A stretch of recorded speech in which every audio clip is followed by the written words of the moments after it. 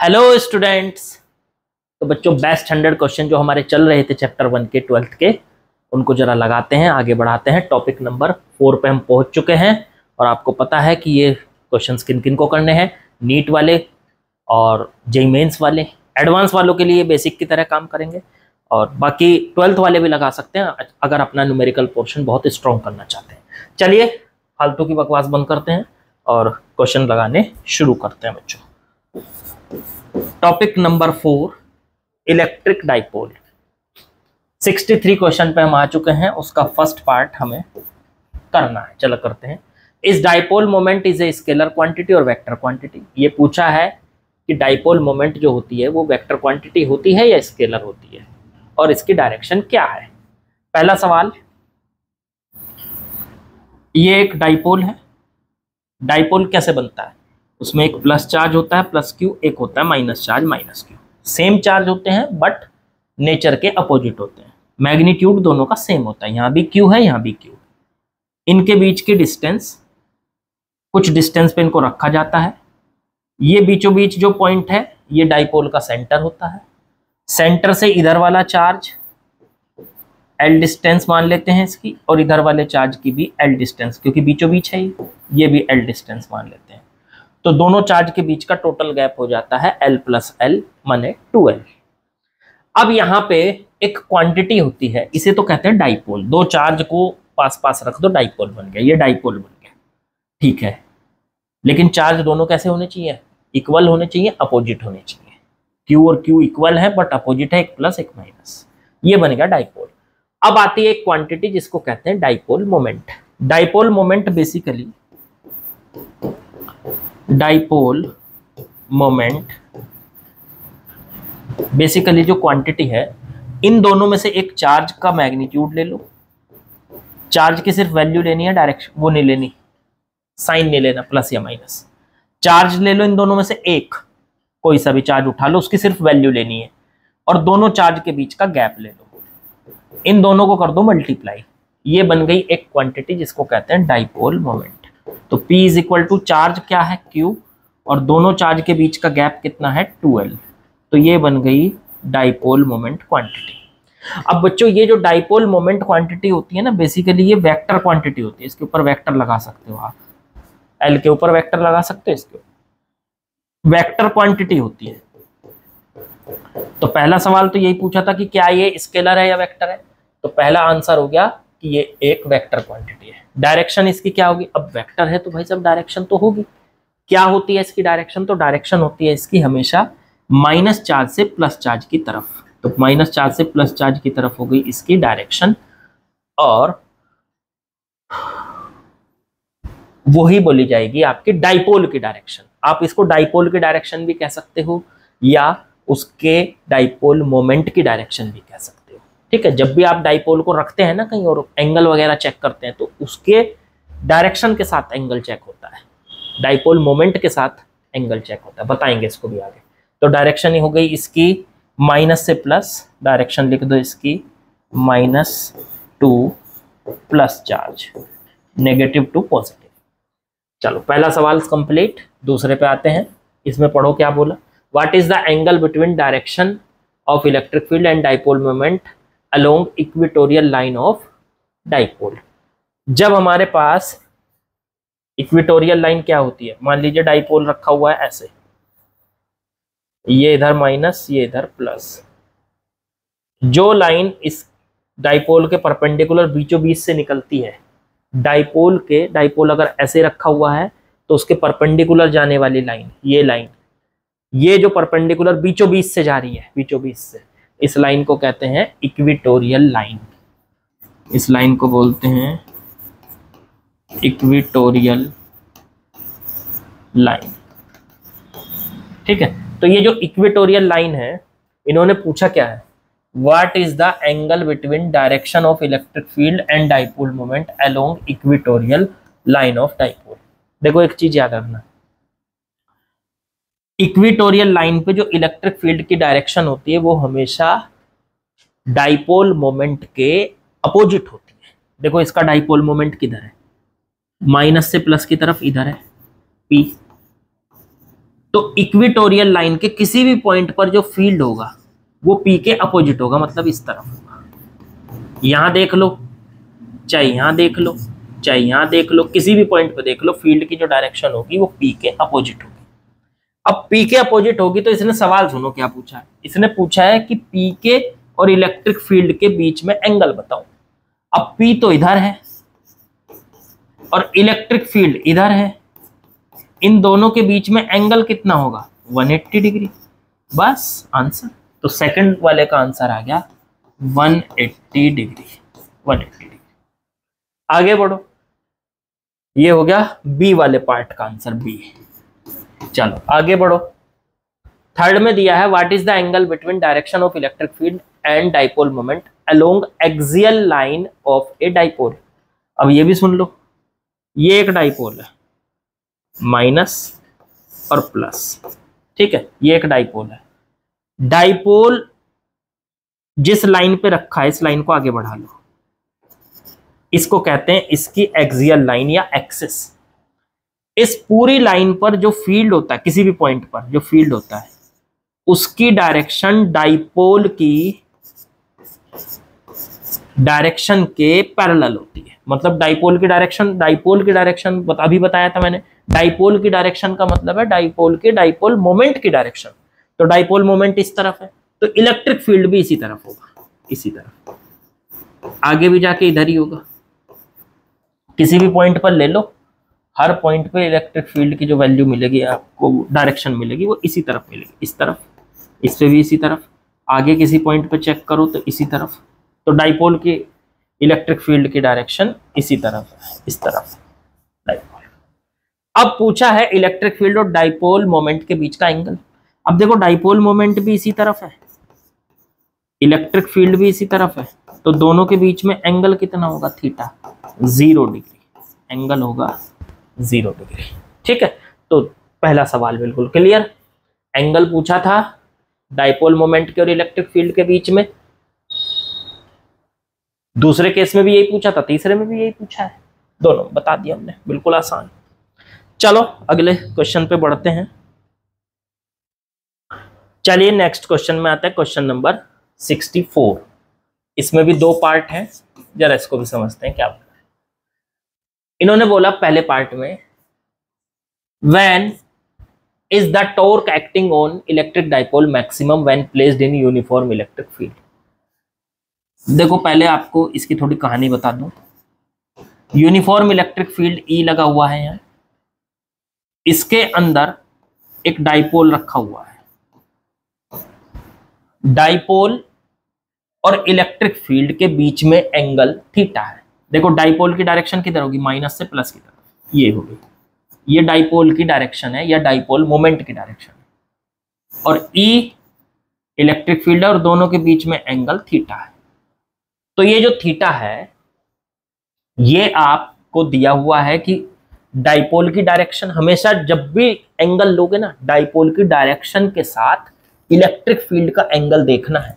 कभी उल्टा देख लो, मान लो डाइपोल की डायरेक्शन तो ऐसे बन रही और आपने ये वाला एंगल ले लिया, गलत हो जाएगा, ठीक है।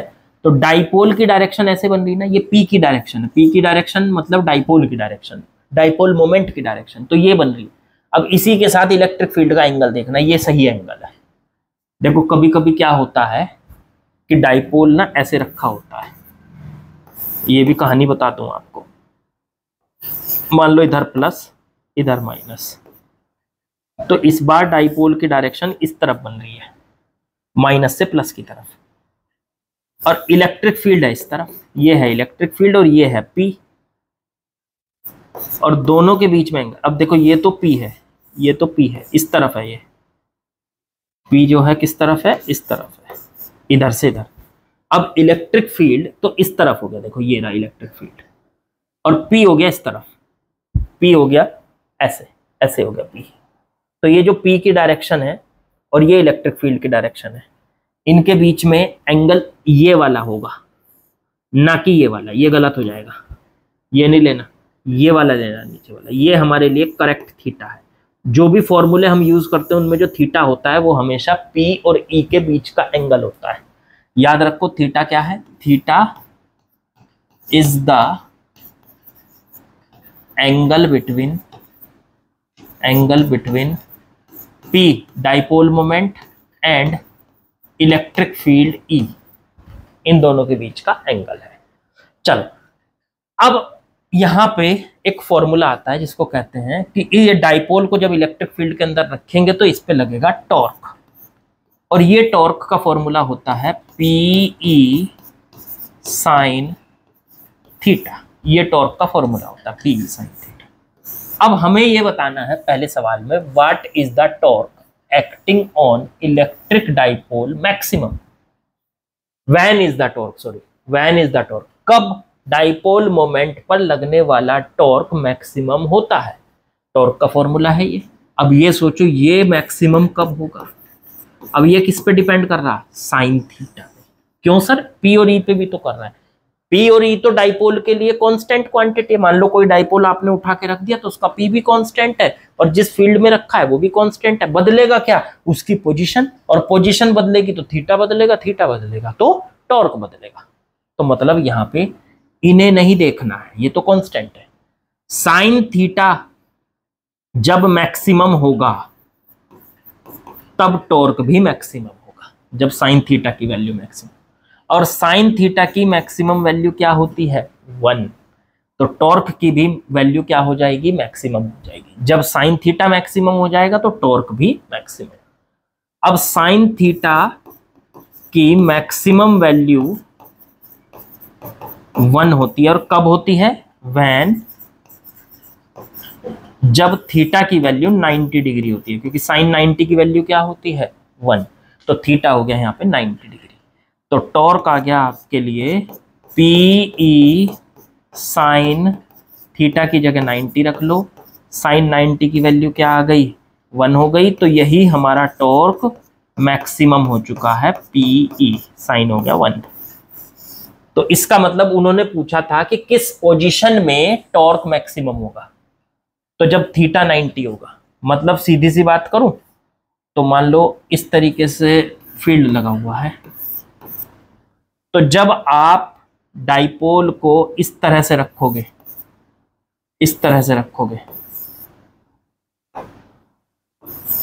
इधर माइनस है मान लो और इधर प्लस है, तो माइनस से प्लस की तरफ हो गया डाइपोल की डायरेक्शन, और डाइपोल की डायरेक्शन और फील्ड के बीच में एंगल हो गया 90। बस जब डाइपोल के डायरेक्शन और फील्ड के बीच में एंगल 90 होगा तो उस टाइम पे उस पे लगने वाला टॉर्क, इसको घुमाने वाला टॉर्क, इस पे घुमाने वाला जो टॉर्क होगा वो मैक्सिमम होगा। तो ये पोजीशन आ गई। यही पूछा था कि वो पोजीशन बताइए जब डाइपोल पे लगने वाला टॉर्क बच्चों मैक्सिमम है। तो हमने बता दिया, इजीली बता दिया कि 90 डिग्री पर वो मैक्सिमम होता है। दूसरा सवाल, पहला तो हो गया, दूसरा, when is the electric field in state of stable equilibrium when placed in uniform electric field and unstable equilibrium। अच्छा, ये भी थोड़ा सा ये ना, अभी वो क्वेश्चन चल रहे हैं जो आपके थोड़ा सा थ्योरी को टेस्ट कर रहे हैं। आपने कितनी थ्योरी पढ़ी है उस थ्योरी के हिसाब से इसका आंसर कीजिए। तो थ्योरेटिकल क्वेश्चन है, थोड़े से अभी न्यूमेरिकल क्वेश्चन बाकी है। ठीक है, आपको हर तरीके के क्वेश्चन मैं करने के लिए देता हूं। ये शीट ऐसी बनी हुई है जो आपको हर तरीके से टेस्ट करती है। ठीक है, तो चलिए इसको थोड़ा सा ऊपर करते हैं, स्टेबल और अनस्टेबल इक्विलिब्रियम के बारे में आपको बताते हैं। देखो भाई, होता क्या है, जब किसी डाइपोल को इलेक्ट्रिक फील्ड के अंदर रखा जाता है तो उस पे फोर्स तो हमेशा 0 रहता है।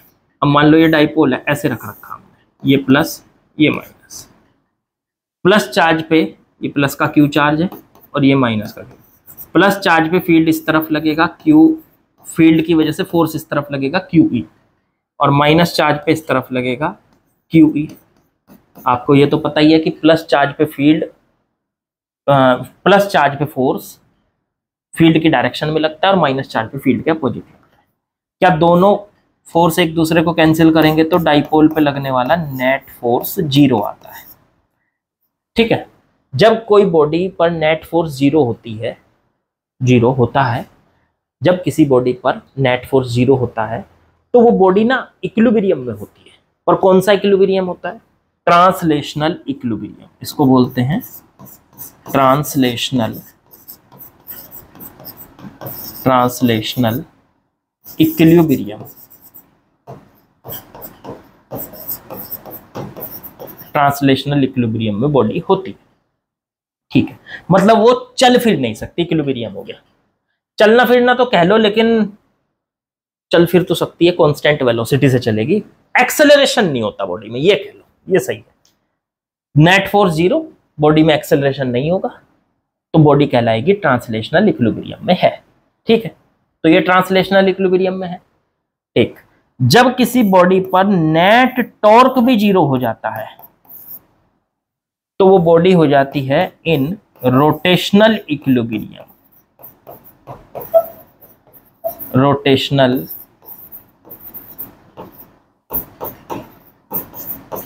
इक्विलिब्रियम। जब कोई बॉडी नेट फोर्स 0 हो गया, ट्रांसलेशनल इक्विलिब्रियम है, नेट टॉर्क 0 हो गया, रोटेशनल इक्विलिब्रियम, और दोनों एक साथ हो जाएं, ये भी है और ये भी है, तो उसे कहते हैं टोटल इक्विलिब्रियम।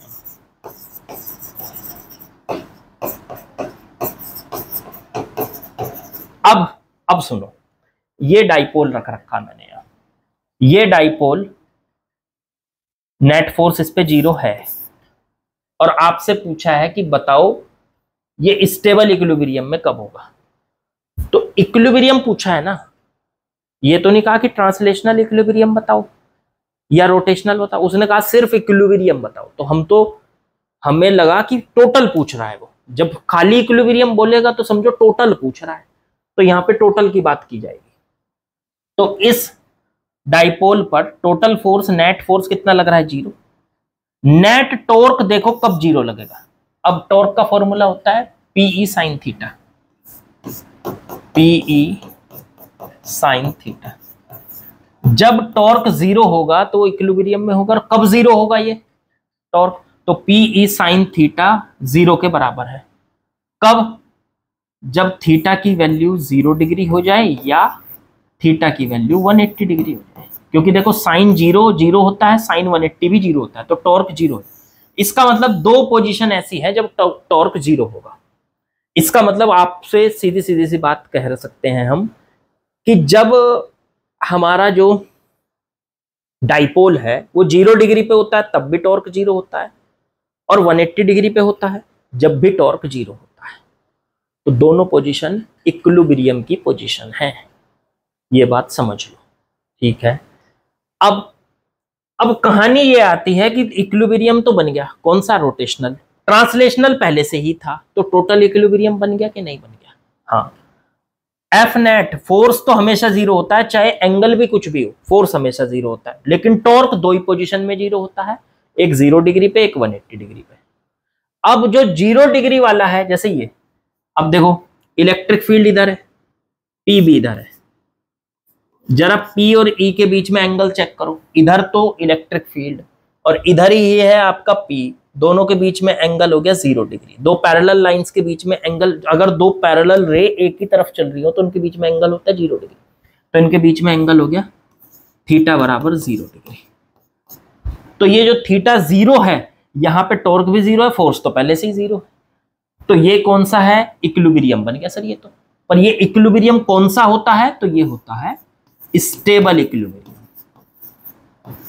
अब इसकी क्या पहचान है? देखो स्टेबल इक्विलिब्रियम की पहचान ये है कि आप उसकी एनर्जी निकालिए। जब कोई बॉडी स्टेबल इक्विलिब्रियम में होती है तो उसकी पोटेंशियल एनर्जी मिनिमम होती है। अब किसी डाइपोल की पोटेंशियल एनर्जी का फॉर्मूला होता है U बराबर माइनस का PE cos थीटा। अब अगर मैं थीटा बराबर 0 डिग्री पे निकालूं तो U की वैल्यू आ जाएगी माइनस का PE cos 0 डिग्री। cos 0 कितना हो जाएगा? 1, तो U की वैल्यू मिनिमम हो जाएगी, माइनस में है तो मिनिमम हो जाएगी माइनस का PE।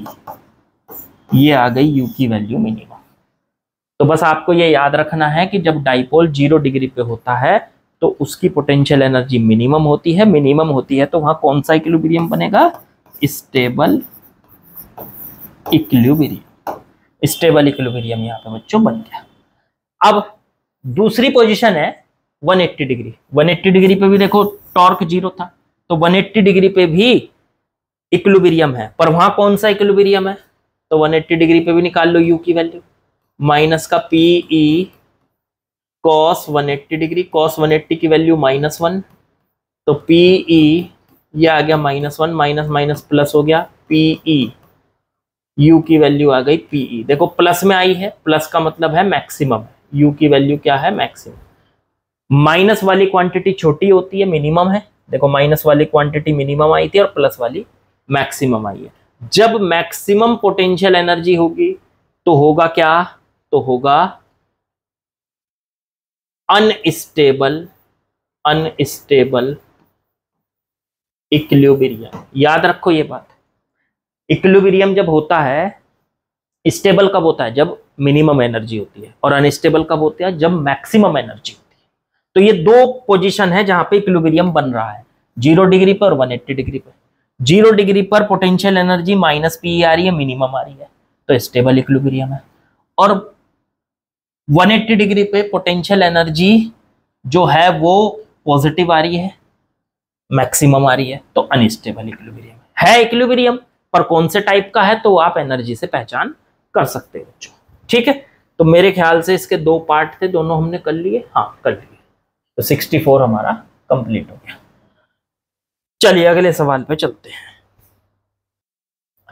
चलिए जरा नेक्स्ट क्वेश्चन में आते हैं, क्वेश्चन नंबर 65, देखते हैं इसका सॉल्यूशन क्या है। इसमें कहा है फर्स्ट पार्ट में ए, 2 charges +20 microcoulomb and -20 microcoulomb are held 1 centimeter apart. Calculate electric field at the point on equatorial line at distance 50 centimeter from the center of dipole.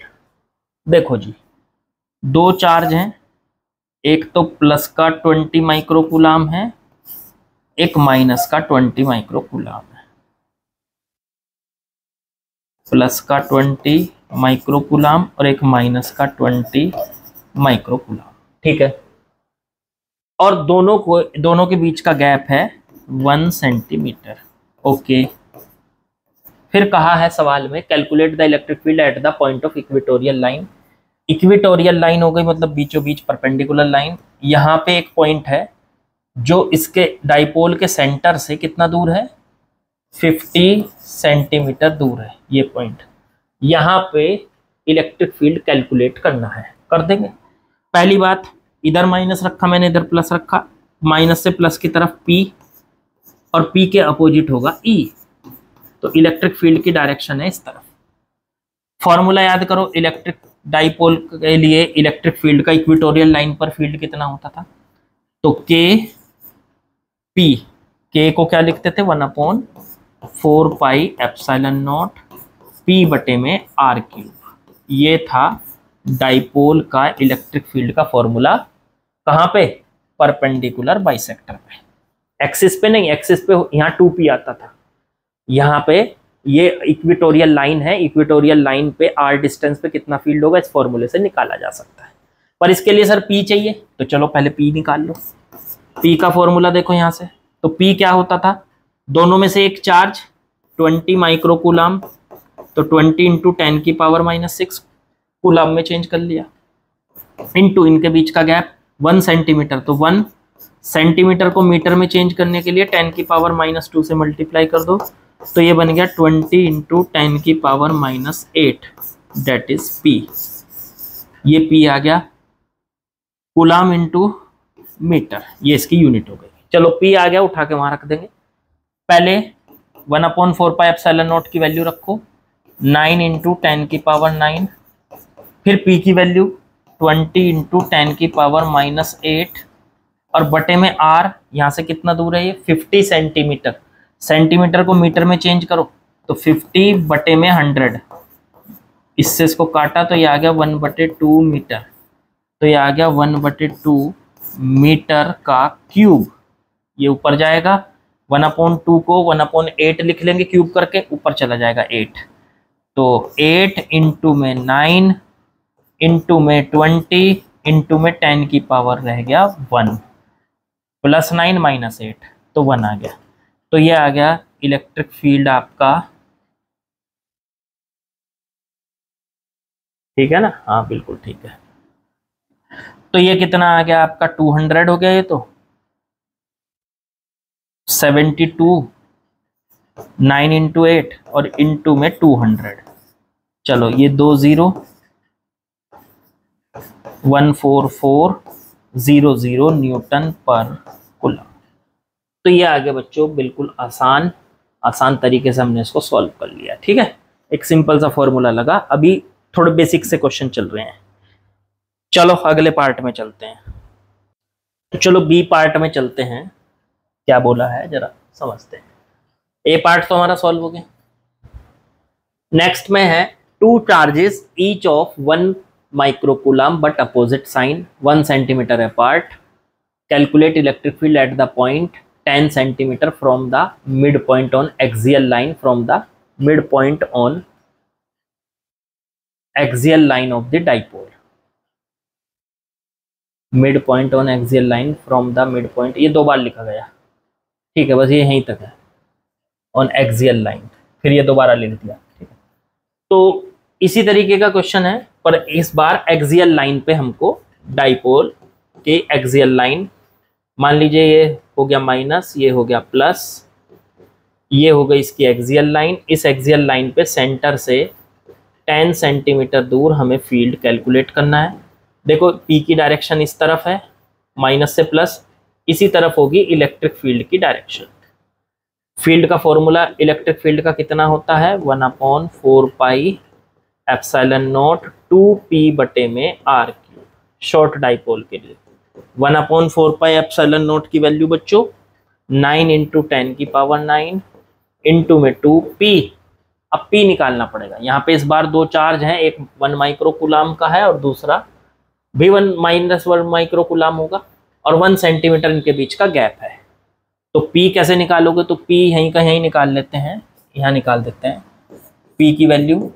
दोनों में से एक चार्ज 1 माइक्रोकूलम 10⁻⁻6 1 इंटू, और इंटू इनके बीच का gap 1 centimetre, तो 1 × 10⁻⁻2, ये बन गया 1 × 10⁻⁸, ये बन गया। उठा के यहाँ रख दो, तो 2 इंटू में 1 × 10⁻⁸, और बटे में r³ कितनी दूर निकालना है हमको, 10 सेंटीमीटर पे। तो 10 सेंटीमीटर को लिख सकते हो 10 × 10⁻⁻2 मीटर और उसका क्यूब। ये देखो, तो ये सॉल्व करके कितना आ गया, 9 × 2 18, इंटू में 10⁻⁹ -8 10 हो गया, बटे में ये नीचे बन गया 10⁻⁻1, 10 × 10⁻⁻2 10⁻⁻1 बचा, उसका क्यूब करा तो 10⁻⁻3, ये ऊपर जाएगा तो ये आ जाएगा 18 × 10⁴ न्यूटन पर कूलम। तो ये भी आसान था, बस फॉर्मूला याद होना चाहिए। एक्सिस पे फील्ड का फॉर्मूला ये है, परपेंडिकुलर बाइसेक्टर पे फील्ड का फॉर्मूला ये है, या परपेंडिकुलर बाइसेक्टर भी कह सकते हैं, इक्वेटोरियल लाइन भी कह सकते हैं बच्चों। चलो सी पार्ट में आते हैं। An electric dipole consist of 2 charge of 0.1 microcoulomb separated by 2 centimetre. The dipole is placed in an electric field of 10⁵ Newton per coulomb. What maximum torque does field exert on the dipole? आसान सवाल है, basic question है, ये अभी basic ही question चल रहे हैं बच्चों। चलो सी पार्ट करते हैं। इन्होंने कहा एक इलेक्ट्रिक डाइपोल है जिसके अंदर 2 चार्ज हैं। ये रहा इलेक्ट्रिक डाइपोल, मान लीजिए एक प्लस चार्ज एक माइनस चार्ज, तो दोनों चार्ज 0.1 माइक्रोकूलम के हैं, ये प्लस में, और 0.1 माइक्रोकूलम ये है माइनस में। ठीक है, दोनों के बीच का सेपरेशन है 2 सेंटीमीटर। ओके, फिर उसके बाद कहा dipole is placed in external magnetic electric field. तो ई की वैल्यू दे रखी है 10⁵ न्यूटन पर कूलम। मैक्सिमम टॉर्क बताओ। अच्छा, टॉर्क का फॉर्मूला याद है, PE sin थीटा। ठीक है, P पता है, नहीं पता, E पता है, ये रहा। थीटा पता है? हाँ पता है। जब टॉर्क मैक्सिमम होता है तो थीटा बच्चों 90 होता है, तो थीटा की वैल्यू यहाँ 90 रख लो। साइन 90 हो गया 1, तो ये आ गया पी। पी कहाँ से निकालोगे? तो पी अलग से निकाल लो, फिर रख देंगे इसको। तो पी निकाल लेते हैं, यहाँ दोनों में से एक चार्ज 0.1 माइक्रोकुलाम है 10⁻⁻⁶, इनटू में इनके बीच का गैप 2 सेंटीमीटर, 2 इंटू 10⁻⁻², ये बन गया इससे मल्टीप्लाई करके 0.2 इंटू 10⁻⁻8, ये पी आ गया, ये पी आ गया। पी की वैल्यू उठा के यहाँ रख देंगे, तो 0.2 इंटू 10⁻⁻8 इंटू ई की वैल्यू 10⁵, ये आ गया 0.2 इंटू में 10⁻³ न्यूटन इंटू मीटर। यही हमारा टॉर्क है जो कि मैक्सिमम है। याद रखो मैक्सिमम टॉर्क का फॉर्मूला होता है P इंटू ई, क्योंकि उसमें साइन थीटा की वैल्यू 1 हो जाती है, थीटा की वैल्यू 90 हो जाती है। तो इस हिसाब से टॉर्क हमारा मैक्सिमम कितना आता है? 0.2, फॉर्मूला आ जाता है P इंटू ई, और यहाँ पे वो सॉल्व करके कितना आ गया? 0.2 इंटू 10⁻⁻3। तो मेरे ख्याल से आप लोगों को बच्चों ये समझ में आ गया होगा। आज हमने 2-3 ही क्वेश्चन किए हैं, ठीक है, और इतने ही सफिशिएंट है, बाकी के कल कर लेंगे। अब बाकी आप लोगों का काम, लाइक शेयर सब्सक्राइब कीजिए। आज अब ना थोड़े थोड़े क्वेश्चन उतने ही किया करेंगे जितने आप लोग कर पाओ। कुछ स्टूडेंट्स कहते हैं कि सर कुछ ज़्यादा हो जाते हैं, तो कभी कभी देखो यार ज़्यादा भी हो जाने दो, कभी कम भी रह जाएंगे। जिस दिन मैं थक जाता हूँ तो उस दिन थोड़े से कम भी हो सकते हैं, ठीक है। बाकी आप लोग जो है, आप लोग थक जाओगे, आप कहोगे तो आपके लिए भी कम कर दूंगा, कोई टेंशन नहीं। कभी ज़्यादा भी हो जाने दो, कभी कम भी हो जाने दो, उससे कोई फ़र्क नहीं पड़ता। रेगुलर प्रैक्टिस करते रहो, बस रेगुलर के रेगुलर क्वेश्चन करते रहो, जितने भी क्वेश्चन आए करने हैं, ठीक। बाकी लाइक शेयर सब्सक्राइब कर दीजिए, वो आपका काम है। मैं अपना काम पूरा कर रहा हूँ, आपको करना है। कल मिलते हैं।